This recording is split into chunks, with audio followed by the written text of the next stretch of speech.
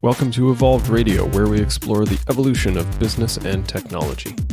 The first thing I want to say is that offshoring is a skill, number one, and building a culture is a skill. Today I'm joined by James Vickery, CEO of I Know IT and founder and CEO of Benchmark365. James built an offshore support team to augment his own MSP business. He found the offshore strategy enabled a scaling of his business that he otherwise never would have been able to achieve. As more and more of his peers asked him about how to do it the same, he recognized a business opportunity and Benchmark365 was born. James and I discuss his journey, some of the common resistance points around offshoring, and how his team integrates with the existing MSP businesses. If you enjoy the show, be sure to subscribe on iTunes, Stitcher, or wherever you get your podcast from. Also, be sure to check out the webpage evolvedmgmt.com/podcast for show notes, links to my guests, and to check out previous episodes. Now let's get started. Today we're joined by CEO of I Know IT and the founder of Benchmark365, James Vickery. Welcome to the show, James. Hey, Todd. Great to meet you. Yeah, great. Thanks for coming on. So we got introduced, as most people do nowadays, on LinkedIn, and saw that we were both in the MSP space. And outsourced service desk is something that I tend to play around with a lot for organizations that I work with that are scaling, and was interested in the work that you're doing.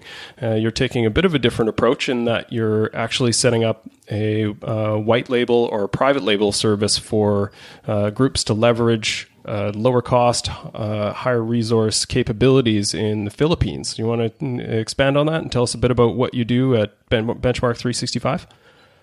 Yeah, sure. So, effectively Benchmark365 is, as you said, it's a private label service provider aimed at managed service companies and IT service providers around the world. And I guess the way that this came about is that we've had an MSP, as you said in your introduction, I Know IT, which we started in 2003. We started that company probably like a lot of service providers in that we didn't really know what we were getting ourselves into, but we started this business and originally started out as break fix, moved into managed services, eventually became a cloud service provider, internet provider, and voice over IP provider here in Australia. That went well for around about 10 years, but we found that we were hitting some plateaus. And some of those plateaus were to do with the changing market, more aggressive competition from other MSPs, aggressive competition from software as a service providers. And what we found is that no matter what we did, even though we kind of implemented everything that we were supposed to, we bought all the products, we followed the traditional per user or per device pricing models, that we just weren't scaling. And we just reached this kind of point where labor was a big cost to us. We weren't growing, we weren't getting our sales targets, and we needed to do something. And so fortuitously, what happened is that I ended up taking a trip to the Philippines to learn about how companies were scaling there. And that's kind of how Benchmark started, is that for about 5 years, we ran I Know IT almost entirely offshore, and had other MSPs asking us how to do it. Benchmark kind of went from there. So in a lot of ways, similar to, I suppose, most entrepreneurial businesses, but especially within the MSP spaces, you were scratching your own itch in that you were leveraging a model in offshoring to the Philippines to support your own business, and then recognized that this was probably a separate stream of business entirely unto its own. How long were you running it just to support your own MSP before you broke out and had this as a separate service for outside customers? We spent 4 years in the Philippines. A really big learning curve, learning to set up an offshore structure, learning about a different culture, learning how to hire, train and retain people in another culture. We spent quite a lot of time doing that. In fact, I lived over there with my family for a significant period of time, travel back and forth on a routine basis to really get this working properly for us. And it was around about the 4-year mark that people saw that we'd hit our stride. They saw that we were growing quite considerably. And a number of MSPs came to us and IT providers came to us and said, how do we do it? The thing is, when I walked people through what was truly involved, actually getting over there and actually setting up a business over there, a lot of IT providers shied away. They're busy. They're trying to grow their own business. They don't have time for that. And so Benchmark was born out of that. We thought, how can we offer our team and our level of scale to another MSP without them having to go through the pain of setting up an offshore team? Right. Okay. Great. We I guess would have to address some of the elephants in the room when it comes to offshoring. I'm sure you've heard a bit of this, but often I ask people. Recently, I've been looking for a VA, and I've asked a few people, their experience in offshoring VAs, and it's quite often a visceral response saying, "I've had really bad experiences with it. Don't do it. Don't do it."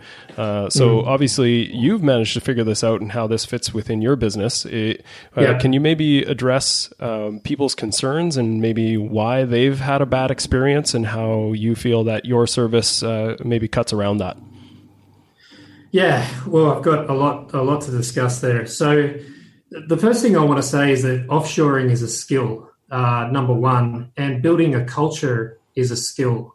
It's a real skill, and anyone that's running a business now knows how challenging it is to hire people and to keep them engaged and to have them be effective at their role. That is universally true. The challenge with offshoring is that a lot of organizations say, hey, we can save some money by hiring a virtual assistant through a freelancer website, or we can go to one of these outsourcing kind of organizations that are called BPOs, and they're just going to hire someone and I'm just going to stay here where I am and they're going to be where they are and they're just going to be awesome. And that's just not true. Any human being needs training. They need business processes, solid business processes, and they need reassurance that they're doing a great job. That's true in the Philippines. It's true in South America. It's true in any place that you see as an offshoring destination. So our experience was that we actually needed to get over there and roll our sleeves up and actually spend time and get to know the people and get to find the best people and go through really good recruitment processes to find the best people. So I agree with you that it is an elephant in the room, and the problem is that when you're just handing this process over to somebody else, some other company that doesn't understand your business, kind of like we understand the managed services industry, then it is a bit of a recipe for disaster, and that's where the quality problems come from. Right. Okay, that makes sense. And also, the moving to the offshore model, was any of that driven by either the cost or the lack of availability of local resources for you guys in Australia? Yeah, such a good question. For me, I think cost certainly was a factor. For us, our business was struggling. This was 5 years ago. We're paying all these wages. We're having challenges with staff. We're having challenges hiring people. I even remember we had a really great engineer. He was a second-level engineer. He was on $70,000 a year.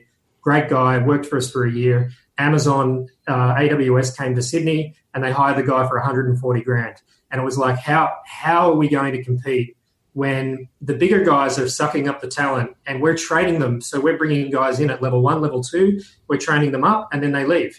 And so that was like a constant battle. And on top of that, we were trying to get out there and sell. We were trying to grow and having clients say, boy, you've got a bit of turnover there, and sort of having to address that at the same time. So cost and talent were both very key factors. But I learned something. It took me a little while to learn this, is that the real problem that we were having was around our process, around our HR process and around our delivery process. That was the number one challenge. And the Philippines exposed that for me during the first 12 months of offshoring. Then what I learned is that the offshoring is a game of scale. So whereas we only had one person that could get on the phone and dispatch, answer calls, if she had a day off, if she stepped out for lunch, service delivery dropped, right? Because, the calls weren't getting answered as quickly and the techs weren't picking up the jobs as quickly. So we thought, okay, we've got this advantage now. Why don't we hire 3 people just to do one function? Why don't we get 3 people so that we have this violent execution? When the phone rings, it gets answered right away. Then let's put another layer. Why don't we get 5 or 6 level 1 guys so that when the ticket gets in, it gets done right away? And so we learned that it's not a cost-cutting exercise for us now. It's a scale exercise. It's about actually being a bigger company than we could possibly be in a Western market at that particular revenue level. Yeah. Okay. That makes sense. One of the other ones that there may be some pushback around, if you could address it as well, is I've seen this as well.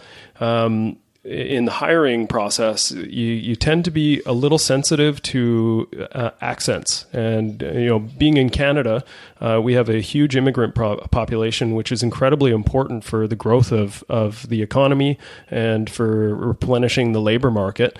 But and these folks often come with not heavy accents, but enough that it's noticeable. And some of the clients can be a little bigoted about this. And you kind of have to be sensitive to how you manage, someone calling themselves Jim when it's quite obvious that they're probably in Bangalore and they're not, their name is probably not Jim. How do you guys address that? Is it a language training process, and is that a part of the screening for the staff that you employ, or is it managed in some other way? Absolutely. So I love talking to a Canadian because I think culturally across the world, Australia and Canada are very aligned, very similar in a lot of ways.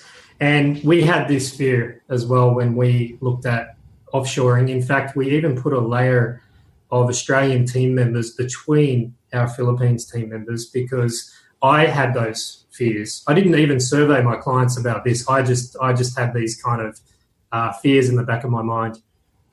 We discovered one thing about that in our particular business is that our customers were frustrating about the extra layer.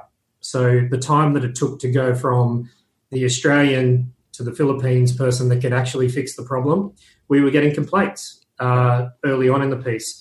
Then one day, it wasn't with my authority, but one of our Philippine staff picked up the phone and called the end user, and we got this really positive, glowing report from the client saying, "I really love Mark. He did a great job." That was his real name, by the way, Todd. His name was Mark, and he did a great job. And why don't you just get him could he have just gotten to me sooner before, because he knows what he's doing. So that was a valuable lesson. Not too long into our journey, that what customers care about is the time to resolve or the time to fix the problem. They're incredibly forgiving if it's fast. They're incredibly unforgiving if it's slow. And that doesn't matter if it's a Canadian or an Australian or a Filipino that takes too long to do the job. That's number one. So we learned that TTR, what we call in our sector a TTR, time to resolve, is way more important than anything else in this fast-paced world, right? Number two, though, is that, of course, there's a different culture and a different language. So let's talk about that in context of the Philippines. From elementary school, all Filipinos speak English. They learn English and they speak English. At work, they speak English. At the store, they speak English. All the signs are in English. Nothing's in the local language because there's something like 80 different languages in that country, depending on which island you're on. So people mostly speak English. Secondly, because the United States has been based in the Philippines from a military and commercial perspective for the last 60 or so years, they speak with a North American accent, and it's actually quite weird to us Australians. So they speak more in a North American accent than the kind of that the more the Asian accent that you might expect in other parts of Asia. So that overcame that obstacle for us, is that English is predominantly the language spoken and the accent is fine.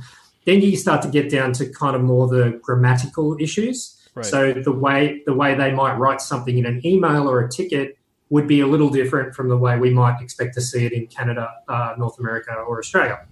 So what we've done there is we've hired quality assurance people, and we've hired trainers. So our people are put through a training course to learn proper English tone and proper English grammar. And then we have reviews of that, and we have one-to-ones with our team members to ensure that this kind of aligns with the Western way of speaking. Yeah. Okay, great. Before we maybe move on to some of the specifics around the implementation in the MSP industry, do you have any Benchmark focuses primarily on IT service providers and managed service providers? Do you have any advice for folks that are not in the IT space and how they might be able to leverage something like Benchmark 365 for their purposes in business? Yeah, I think that's a good point to touch on. So we talked a little bit before about the different ways that people look to outsource.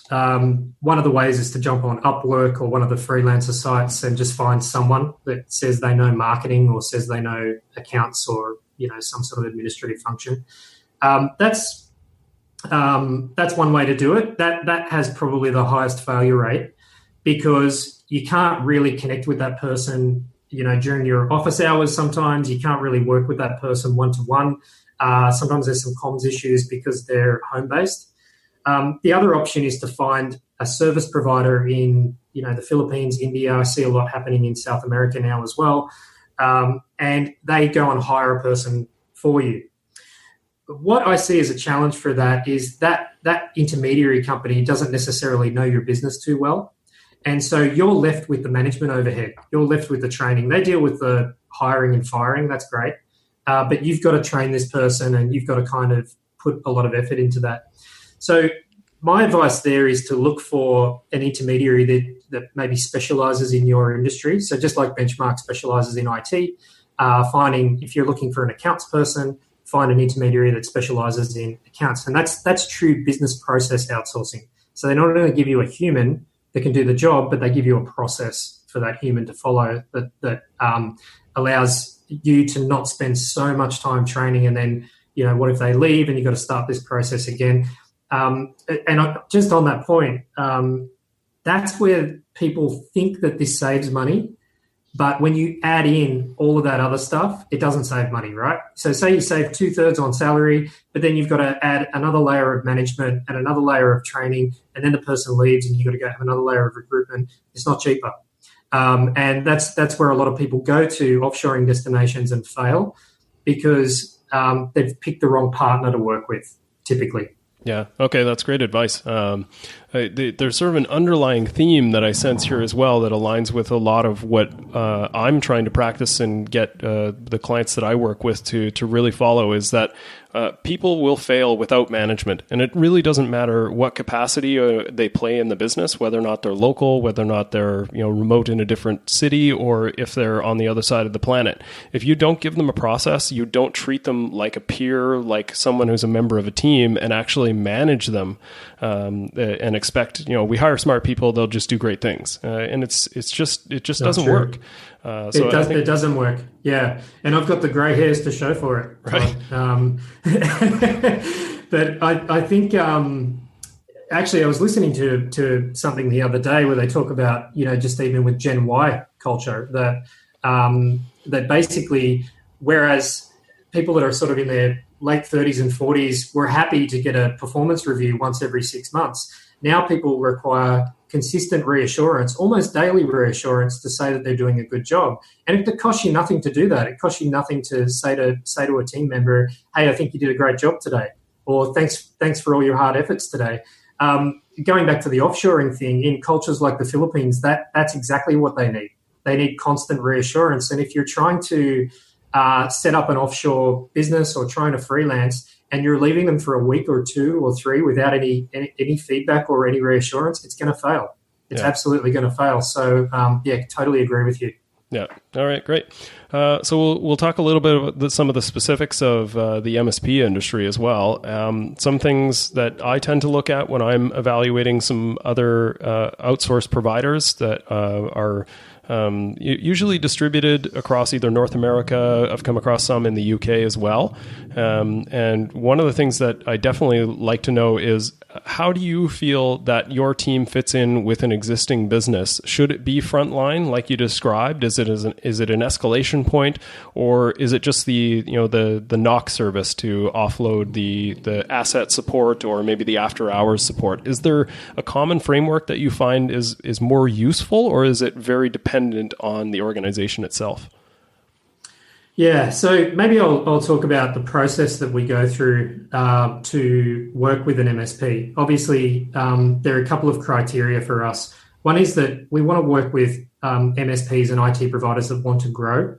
Our objective is that, A, we'll help you save some cost on running your business and operational costs, and B, will underpin your sales efforts. So now that you're not focusing on the phone ringing or, the ticket, that looks like it's gone a bit south, you can now focus on sales. The number one thing that MSP owners tell me is that they have no time for sales because they're too busy.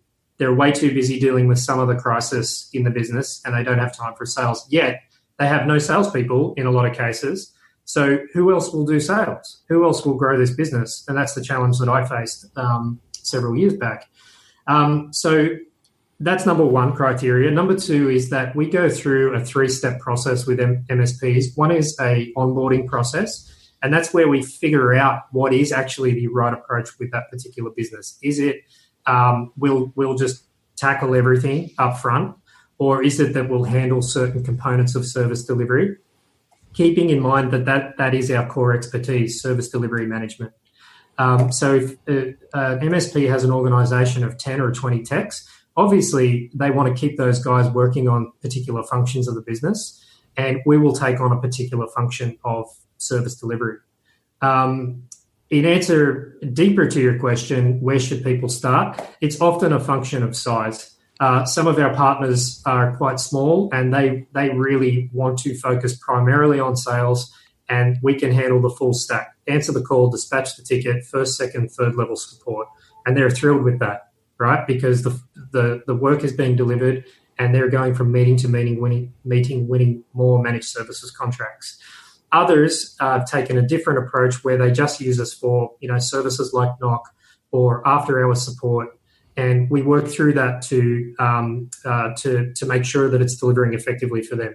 So that's I talked before about our onboarding. Then we do a pilot. So we spend 30 days just doing it the way that they want us to do it. You get to test and measure, see what works. And by the end of the pilot, we've got a good feel for where we fit in with that MSP or IT provider.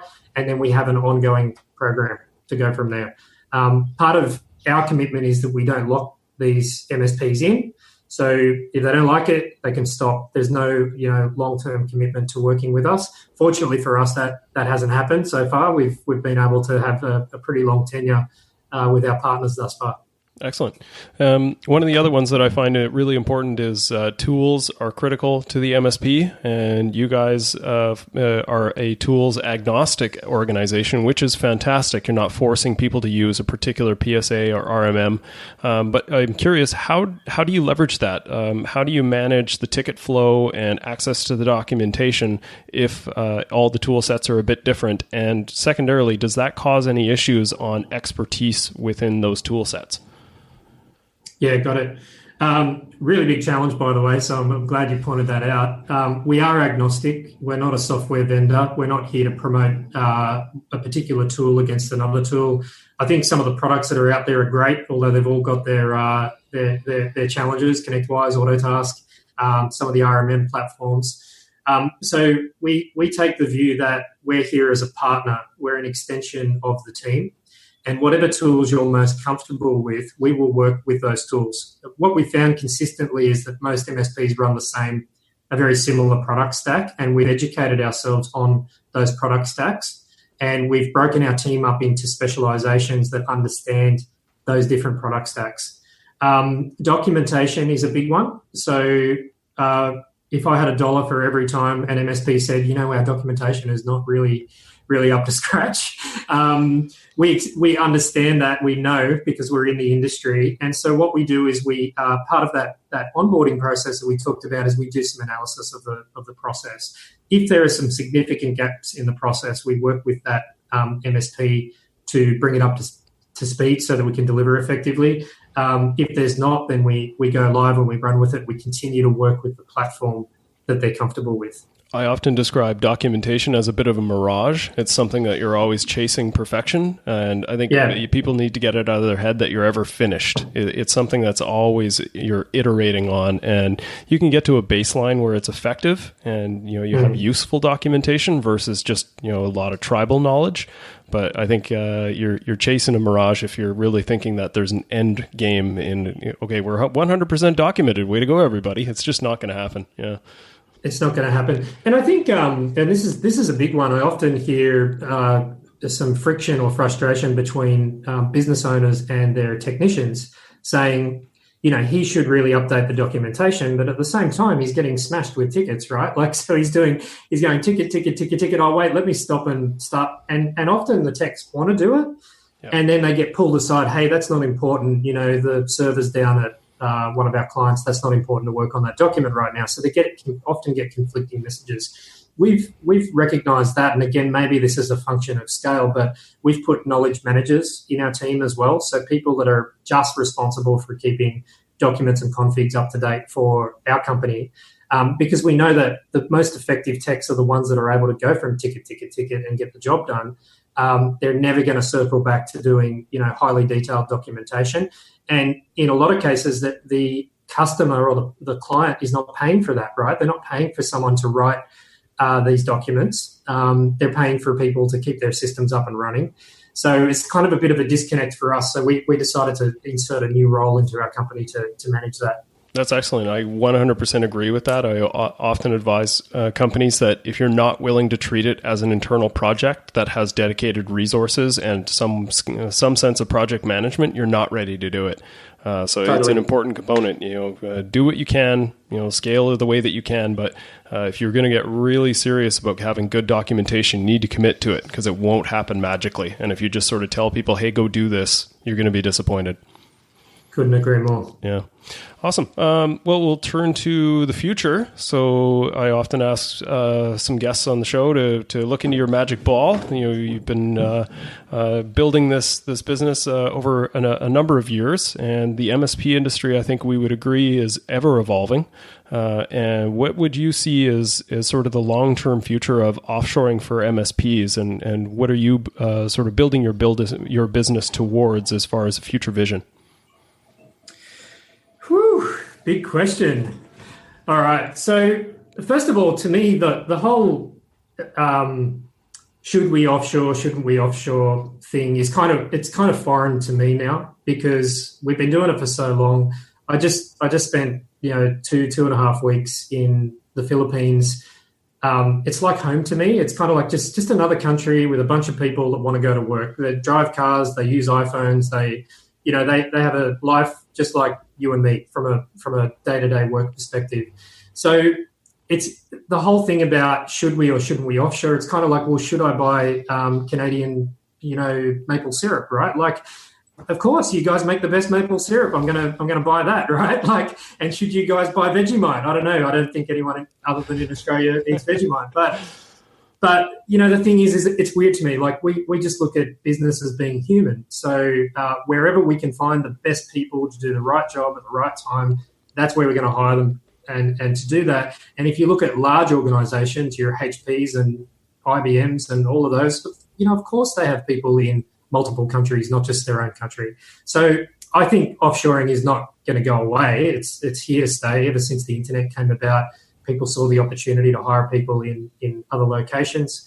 So if that's the short answer, that's my answer, is that it's here to stay.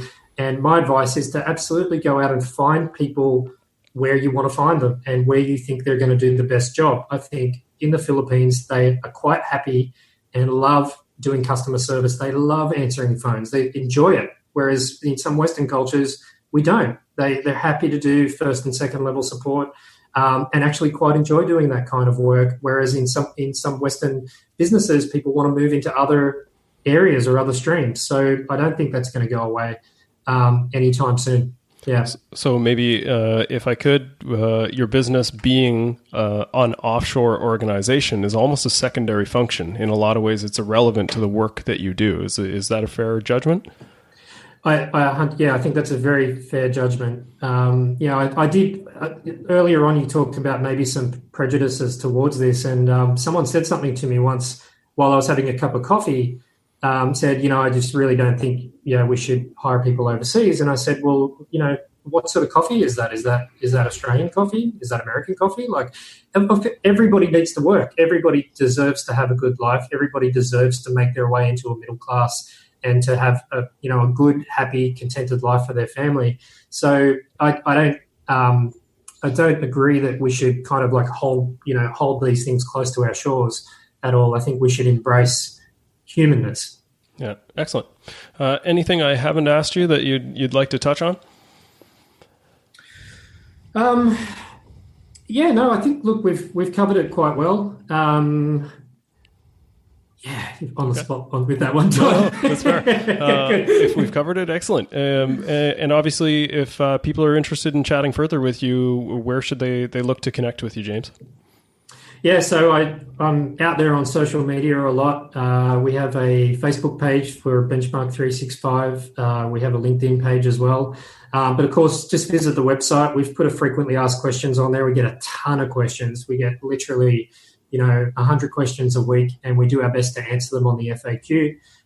Even on the Facebook page, there's a messenger. It's not a bot, so it's human manned, where you can ask questions about Benchmark as well. We're always happy to have a chat to anyone in the industry. We look forward to it. Okay, and that's benchmark365.com? That's correct. Awesome. Okay, well, I appreciate your time today, James, and all the best in the future. Awesome. Thanks a lot.